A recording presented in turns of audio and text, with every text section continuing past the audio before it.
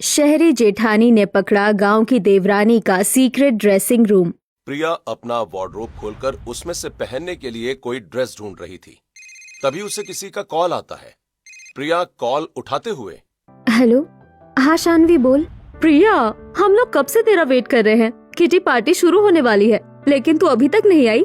जल्दी आ। बस यार, किटी पार्टी के लिए ड्रेस ही ढूंढ रही थी, थोड़ी देर में आती हूँ। फोन रखकर प्रिया अपने लिए एक ब्लू कलर का शॉर्ट वन पीस निकालती है और उसे पहनकर बालों को कर्ल करती है और रेडी होती है।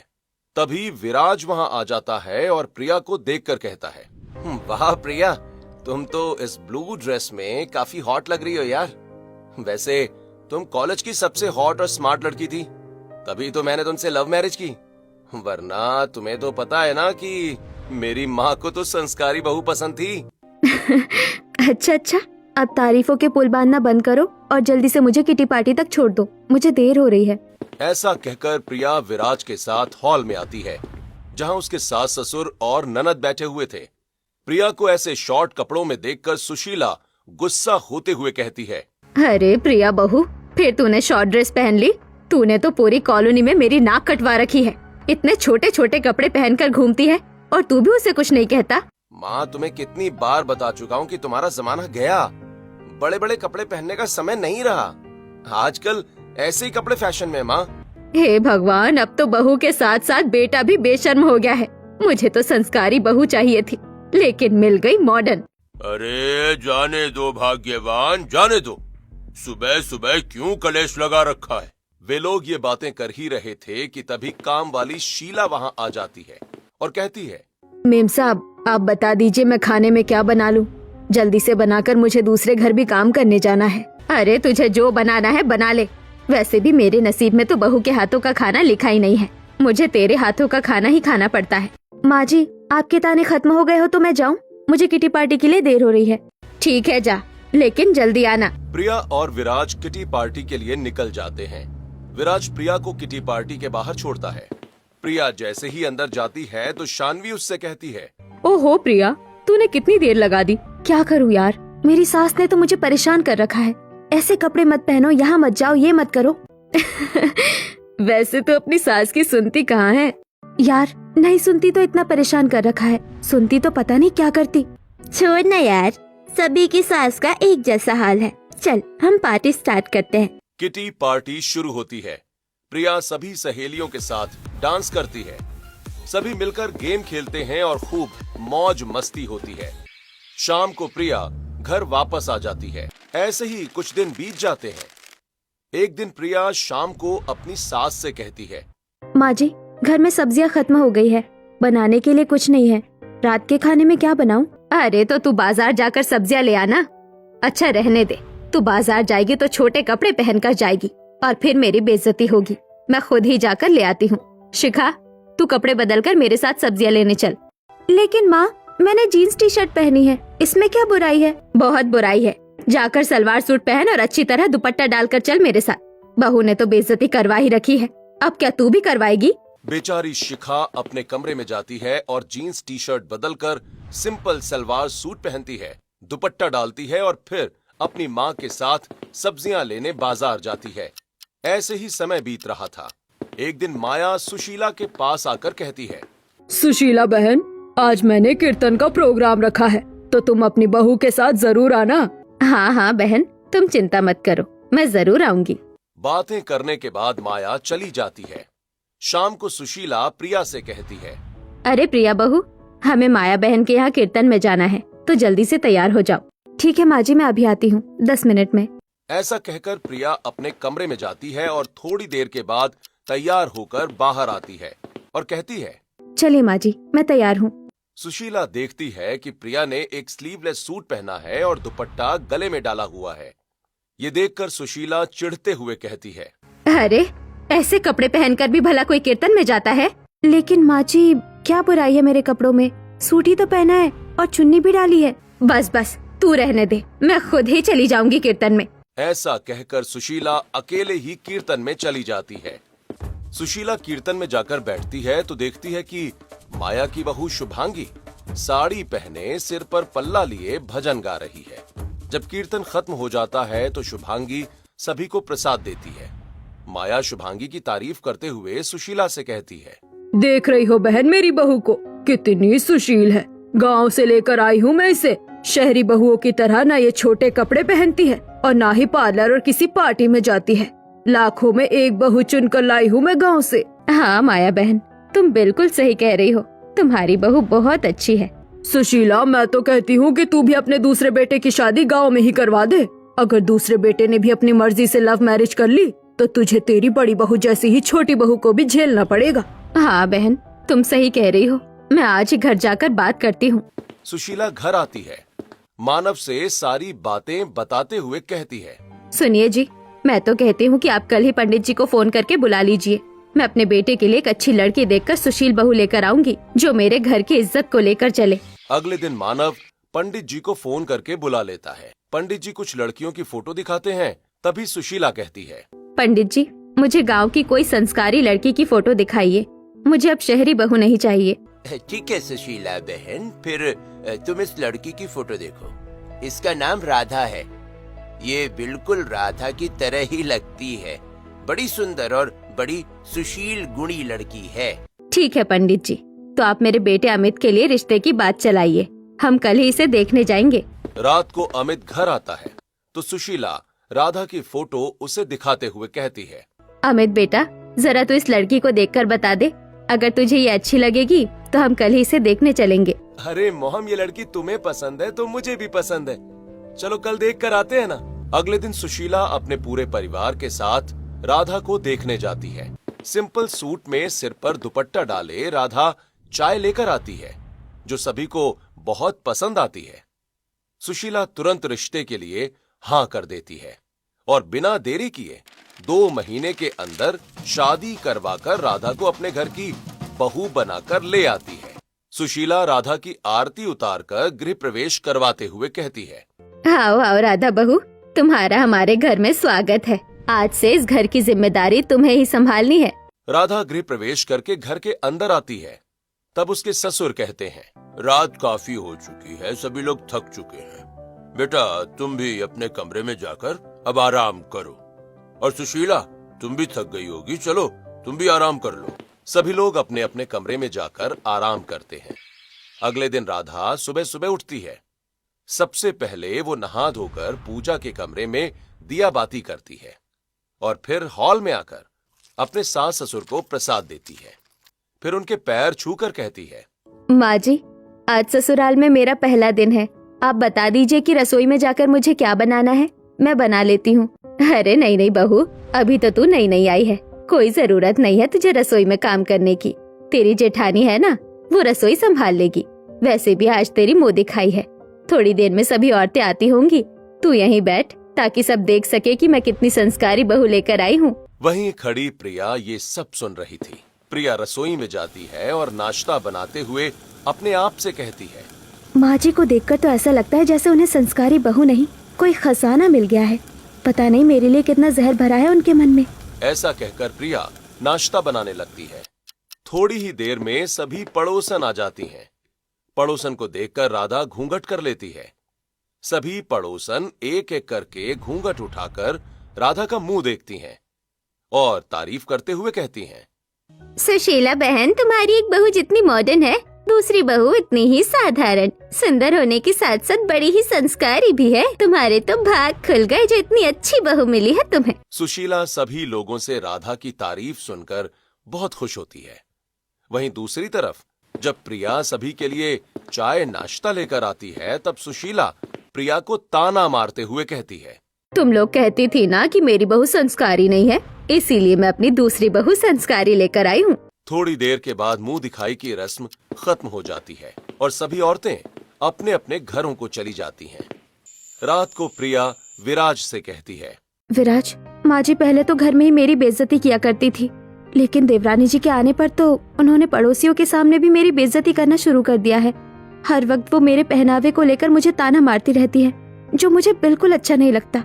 प्रिया, तुम क्यों परेशान होती हो? हाँ, माँ की अभी नई नई खुशी है, नई बहू के आने की खुशी है, बस खुश होने दो उन्हें। तुम इतनी चिंता मत करो। हाँ, और वैसे भी माँ का नेचर तो तुम जानती हो ना। तो वहीं दूसरी तरफ राधा अपने पति से। सुनिए जी, घर में सभी को खाने में क्या क्या पसंद है आप मुझे बता दीजिए। मैं कल से सबकी पसंद का खाना बना लूंगी। राधा, घर में किसको क्या पसंद है ये तुम्हें भाभी बता देंगी, हाँ? या फिर तुम मेड से भी पूछ सकती हो। वैसे तुम्हें खाना बनाने के अलावा और क्या क्या पसंद है? बस जी, पूजा पाठ और भजन कीर्तन ही अच्छा लगता है मुझे तो। वैसे मैंने तुम्हें सिर्फ साड़ी में ही देखा है। साड़ी के अलावा भी तुम कुछ पहनती हो? मेरा मतलब है जीन्स, टॉप या फिर वेस्टर्न। राम राम जी, कैसी बातें कर रहे हैं आप? मैं तो बस साड़ी ही पहनती हूँ। चलो अच्छा ही है, माँ को जैसी बहू चाहिए थी वैसी ही बहू मिल गई। और राधा मुझे भी बहुत पसंद है। अगले दिन राधा सुबह उठकर मंदिर में दिया बाती करने के बाद अपने सास ससुर के पैर छूती है। फिर रसोई में जाकर सुबह के खाने की तैयारी कर लेती है। तभी शीला बाई वहां आती है और कहती है, मैं तो रोज यहाँ खाना बनाती हूँ, लेकिन आज तो आपने बना लिया। हाँ शीला दीदी, और आज से मैं रोज खाना बना लिया करूँगी, इसीलिए आपकी छुट्टी। ठीक है मेम साहब, अब मुझे मत बुलाना, मैं काम छोड़ने के बाद फिर नहीं करती। ऐसा कहकर शीला वहां से चली जाती है। फिर राधा तड़के वाली दाल, वेज पुलाव, मटर पनीर, छोले कुलचे, पूरी और आलू के पराठे के साथ रायता और गर्मा गर्म रोटियां बनाकर तैयार कर देती है। और फिर अपनी सास के पास आकर कहती है, माँ जी, मैंने खाना बना लिया है, आप सभी लोग डाइनिंग टेबल पर बैठ जाइए, मैं आप सबको खाना परोस देती हूँ। सभी लोग आकर डाइनिंग टेबल पर बैठ जाते हैं और बारी बारी से राधा सबको खाना परोस देती है। सभी लोग खाना खाते हैं और राधा की बहुत तारीफ करते हैं। सुशीला प्रिया को फिर से ताना मारते हुए कहती है, राधा बहू, बहुत दिनों बाद मुझे बहू के हाथों का खाना खाने को मिल रहा है, वरना मेड ही खाना बनाकर खिलाती थी हमें। वैसे खाना बहुत ही स्वादिष्ट बना है। हाँ राधा भाभी, माँ बिल्कुल सही कह रही है, आपके हाथों में तो बिल्कुल अन्नपूर्णा का वास है। सभी लोग राधा के बनाए खाने की बहुत तारीफ करते हैं और खाना खाने के बाद एक एक करके सभी लोग राधा को नेक देते हैं। और धीरे धीरे राधा को आए कुछ दिन बीत जाते हैं। एक दिन राधा दोपहर में डस्टिंग करते हुए अपनी सास से कहती है, माँ, घर काफी गंदा हो गया है, ऐसा करती हूँ कि सारे घर की डस्टिंग कर लेती हूँ। वैसे कुछ सामान एक्स्ट्रा है जो मैंने रसोई से बाहर निकाला है। स्टोर रूम कहाँ है? मैं उसे वहाँ रख देती हूँ। बहू, स्टोर रूम ऊपर बड़ी बहू के कमरे के बगल में है। ये रही स्टोर रूम की चाबी। सुशीला जब चाबी दे रही थी तभी प्रिया किसी काम से हॉल में आती है। तब सुशीला उसे सुनाकर कहती है, बड़ी बहू को तो आज तक मेकअप और पार्लर से फुर्सत नहीं मिली जो वो घर की चाबियां संभाले। ये रही स्टोर रूम की चाबी, आज से तुम ही संभालो इसे और साफ सफाई का भी ख्याल रखना। माँ जी को पता नहीं राधा के सामने हर बार मुझे नीचा क्यों दिखाना होता है। मुझे तो हॉल में आना ही नहीं चाहिए था। ऐसा कहकर प्रिया अपने कमरे में चली जाती है और राधा एक्स्ट्रा सामान उठाकर स्टोर रूम का ताला खोलकर उसमें रख देती है और बाहर की साफ सफाई करने लगती है। ऐसे ही समय बीतता जाता है। एक दिन सुशीला राधा से कहती है, राधा बहू, आज हमारे मोहल्ले में भजन का कार्यक्रम है, तू तैयार हो जा, मेरे साथ भजन में चलना। ठीक है माँ जी, मैं तैयार होकर आती हूँ। राधा अपने कमरे में जाती है और एक सिंपल सी साड़ी पहनकर घूंघट डालकर तैयार होकर अपनी सास के पास आती है। दोनों पड़ोस में कीर्तन में जाती हैं। तब सुशीला राधा से कहती है, राधा बहू, जरा भजन गाकर तो सुना दे सबको। जी माँ जी।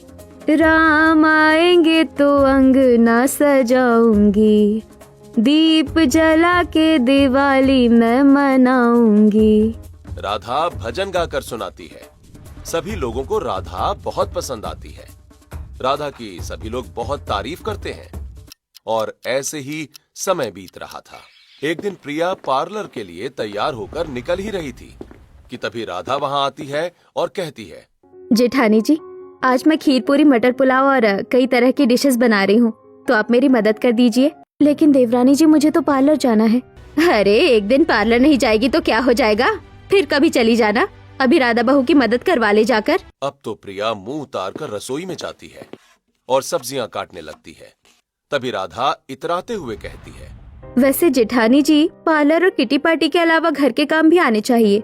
आप जो प्याज काट रही हैं ना, उसे थोड़ा पतला पतला काट दीजिए। माँ जी ने इसे कुछ ज्यादा ही सर पर चढ़ा रखा है, अब तो इसके मुंह में भी जुबान आने लगी है। ऐसा सोचते हुए प्रिया की खाना बनाने में मदद करती है। उसके बाद दोनों मिलकर सभी के लिए खाना लगाते हैं। सभी लोग खाना खाते हैं। तभी सुशीला राधा की तारीफ करते हुए कहती है, बहू, आज तो तूने सचमुच बहुत ही लाजवाब खाना बनाया है। हम बड़े भाग्यशाली हैं जो तेरे जैसी लक्ष्मी के हमारे घर में पांव पड़े हैं। वैसे माँ जी, खाना बनाने में मैंने भी बहुत मदद की है, तो थोड़ी तारीफ तो मेरी भी होनी चाहिए। हाँ हाँ, ठीक है, तूने भी अच्छा किया। ये सुनकर प्रिया अंदर ही अंदर कुढ़ जाती है।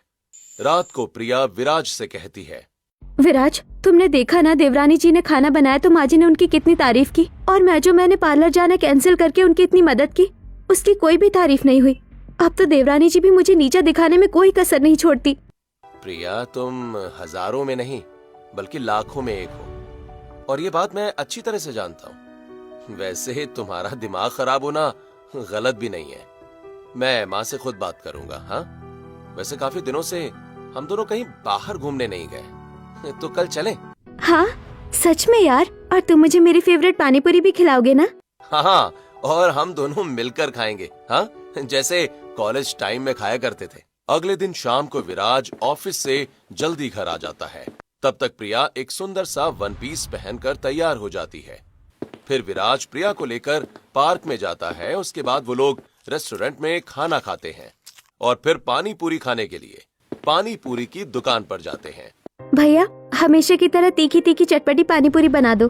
पानी पूरी वाला पानी पूरी बनाने लगता है और प्रिया और विराज दोनों पानी पूरी खाने लगते हैं। तभी पानी पूरी खाते हुए प्रिया की नजर सामने स्कूटी से जा रही दो लड़कियों पर पड़ती है, जिसे देखकर प्रिया हैरान रह जाती है और विराज से कहती है, विराज, देवरानी जी वो भी इतने छोटे कपड़ों में? विराज पलट कर देखता है, लेकिन तब तक वो लड़कियां स्कूटी से जा चुकी होती हैं। विराज, मैंने राधा को अभी अभी छोटे छोटे कपड़ों में एक लड़की के साथ स्कूटी पर जाते देखा है। वो राधा ही थी। नहीं प्रिया, तुम्हें तो पता है ना कि राधा गांव की लड़की है और वो घूंघट डालकर रहती है। तुम्हें जरूर कोई गलतफहमी हुई है। वो राधा नहीं हो सकती। वैसे हमें बहुत देर हो रही है प्रिया, तो हम घर चलें? उसके बाद विराज और प्रिया दोनों घर आ जाते हैं। प्रिया घर आकर अपनी सास से कहती है, माँ जी, राधा कहाँ है? बेचारी घर का काम निपटाकर सब्जी लेने गई है, तेरी तरह अपने पति के साथ घूम नहीं रही। तभी राधा सब्जियां लेकर आती है और कहती है, माँ जी, आज बाजार में काफी भीड़ थी, बहुत मुश्किल से अच्छी सब्जियां मिली है मुझे। ऐसा कहकर राधा प्रिया की बातों को टाल देती है और रसोई में चली जाती है। रात का खाना खाने के बाद सभी लोग अपने अपने कमरे में जाकर आराम करते हैं। तब प्रिया मन ही मन सोचती है, मुझे ऐसा क्यों लग रहा है कि राधा घर वालों से कुछ छुपा रही है। मुझे सच का पता लगाना ही होगा। अगले दिन दोपहर में प्रिया देखती है कि राधा स्टोर रूम में जाकर अंदर से दरवाजा बंद कर लेती है। प्रिया अपनी सास से कहती है, माँ जी, ये राधा स्टोर रूम में क्या कर रही है इतनी देर से? अरे क्या कर रही है मतलब? साफ सफाई कर रही है। साफ सफाई करने में समय लगता है। 10 स्टोर रूम से बाहर ना आए, इसलिए उसने दरवाजा बंद कर रखा होगा। अब तुझे साफ सफाई के बारे में क्या पता होगा भला? ओ माँ, आप हर बात में भाभी को क्यों सुनाने लगती हो? मानती हूँ राधा भाभी अच्छी है, लेकिन प्रिया भाभी भी किसी से कम नहीं है। मेरे कॉलेज की सहेलियों को तो प्रिया भाभी ही पसंद है। वो प्रिया भाभी की बहुत तारीफ करती हैं। हाँ, वो उन्हीं के जैसी है ना, इसीलिए। ओहो माँ, आपको तो समझाना ही बेकार है। ऐसा कहकर शिखा अपने कमरे में चली जाती है और प्रिया भी ऊपर अपने कमरे में चली जाती है। प्रिया के कमरे के बगल में ही स्टोर रूम था। प्रिया बार बार निकलकर देख रही थी कि राधा बाहर निकली या नहीं। राधा को स्टोर रूम में गए काफी देर हो गई है, वो अभी तक बाहर नहीं निकली। आखिर वो स्टोर रूम में कर क्या रही है? ऐसा सोचते हुए प्रिया अपने कमरे में चली जाती है। थोड़ी देर के बाद वो सीढ़ियों से नीचे उतरकर अपनी सास के पास आती है तो देखती है कि राधा सुशीला के पास बैठकर बातें कर रही है। अब तो प्रिया को राधा पर और ज्यादा शक हो जाता है। वो हर दिन राधा पर नजर रखने लगती है। वो देखती है कि राधा स्टोर रूम में जाती है और काफी देर तक वहीं रहती है। प्रिया मन में सोचती है, कुछ तो गड़बड़ जरूर है, लेकिन मुझसे ज्यादा दिन तक ये गड़बड़ छुप नहीं सकती। मैं तो पता लगा ही लूंगी। अगले दिन प्रिया छुपकर राधा को स्टोर रूम में जाते हुए देखती है। काफी देर के बाद राधा स्टोर रूम से बाहर निकलती है और अपने कमरे की तरफ जाती है। प्रिया भी नजरें बचाकर उसके पीछे पीछे जाती है। राधा स्टोर रूम की चाबी अपनी तकिया के नीचे रख देती है प्रिया भी दरवाजे के पीछे छिपकर ये सब कुछ देख लेती है और जल्दी से सीढ़ियां चढ़कर ऊपर चली जाती है। फिर राधा रसोई में जाती है तो प्रिया नीचे आती है और उसके कमरे में जाकर चाबी उठा लेती है और अपने आप से कहती है, आज मैं अपनी आंखों से देखूंगी कि आखिर स्टोर रूम में ऐसा क्या है जहाँ देवरानी जी घंटों रहती है। प्रिया अब सबसे नजरें बचाकर स्टोर रूम के बाहर जाती है। पहले वो इधर उधर देखती है, फिर स्टोर रूम का ताला खोलती है और अंदर जाकर दरवाजा बंद कर लेती है। अंदर का नजारा देखकर प्रिया हैरान रह जाती है, क्योंकि अंदर ढेर सारी शॉर्ट ड्रेस और मेकअप का सामान रखा हुआ था। ये सब देखकर प्रिया मन ही मन सोचती है, इसका मतलब है कि उस दिन मैंने मार्केट में देवरानी जी को ही छोटे कपड़ों में देखा था। देवरानी जी ये सारे कपड़े पहनती है, लेकिन आखिर इन्हें पहनकर वो जाती कहाँ है? मुझे पूरे सच का पता लगाना होगा। ऐसा कहकर प्रिया फिर से स्टोर में ताला लगा देती है और धीरे से चाबी लाकर राधा के तकिए के नीचे रख देती है। अगले दिन प्रिया छिप कर देखती है कि राधा पहले स्टोर रूम में जाती है। थोड़ी देर के बाद राधा शॉर्ट कपड़ों में निकलती है और पीछे की सीढ़ियों से नीचे उतरती है, जहां उसकी सहेली इंतजार कर रही थी। राधा उसकी स्कूटी पर बैठती है और वहां से चली जाती है। ये देखकर प्रिया अपने आप से कहती है, अच्छा तो ये है देवरानी जी की सच्चाई। अब प्रिया काफी देर तक अपने कमरे से बार बार बाहर निकलकर इंतजार करती है। काफी देर के बाद वही सहेली राधा को बाहर छोड़कर चली जाती है। राधा ऊपर आती है और स्टोर रूम में जाकर कपड़े बदल लेती है और वापस नीचे चली जाती है। ये सब देखकर प्रिया मन ही मन सोचती है, तो इसका मतलब है कि ये स्टोर रूम देवरानी जी का सीक्रेट रूम है। अगले दिन फिर राधा शाम को स्टोर रूम में जाती है और थोड़ी देर के बाद स्टोर रूम से एक शॉर्ट वन पीस पहनकर बाहर की सीढ़ियों से नीचे जाती है और अपनी सहेली की स्कूटी पर बैठकर वहां से चली जाती है। इस बार प्रिया भी पीछे से अपनी स्कूटी उठाकर राधा का पीछा करती है और साथ ही वीडियो भी बनाती है।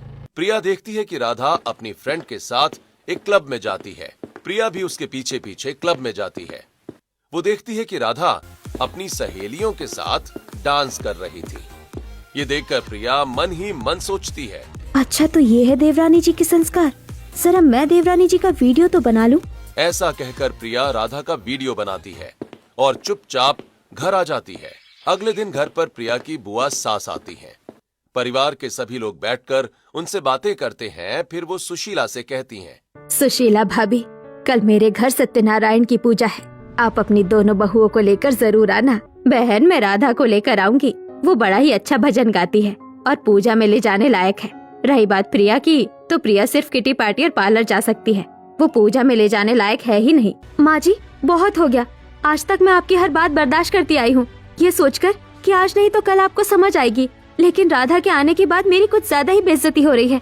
आज मैं आपको राधा की सच्चाई दिखाऊंगी, चलिए मेरे साथ। ये तो क्या कह रही है बहू, जरा सोच समझ कर बात कर। आप लोग चलिए तो सही, दूध का दूध और पानी का पानी अभी हो जाएगा।